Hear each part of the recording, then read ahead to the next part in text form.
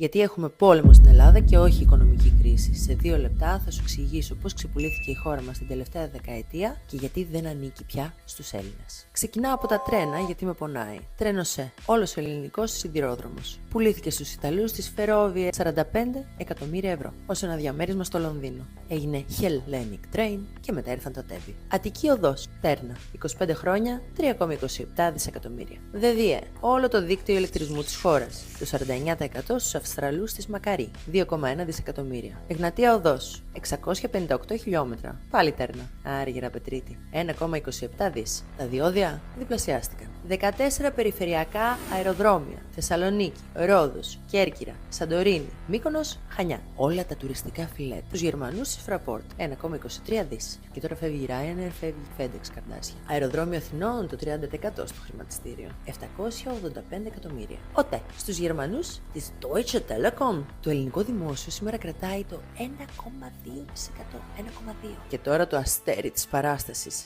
CVC, Εθνική Ασφαλιστική, ξεπουλήθηκε για 230 εκατομμύρια το 2021, ξαναπουλήθηκε στα 600 εκατομμύρια 4 χρόνια μετά. Και μια πολύ ενδιαφέρουσα λεπτομέρεια τώρα. Η κόρη του Πρωθυπουργού Μητσοτάκη είναι επικεφαλής της CVC από τον Αύγουστο του 2021. Λίγους μήνες μετά, το κράτος ενέκρινε το ξεπούλημα στο ίδιο φαντ. Η BlackRock είναι μία από τις μεγαλύτερες μετόχους στις κουριές. Υπήρξε σύμβουλος της Τράπεζας της Ελλάδος 6 φορές. Ενώ ταυτόχρονα επένδυε στις ελληνικές τράπεζες. Λιμάνια, αεροδρόμια, τρένα, δρόμοι, ηλεκτρισμός, ασφάλειες, επικοινωνίες. Για 10 δις ξεπουλήθηκε ελληνική περιουσία. Σε ξένα φαντς, σε τιμές που θα ντρεπόταν μέχρι και ο νεκροθάφτης. Δεν χρεοκοπήσαμε, μας πούλησαν.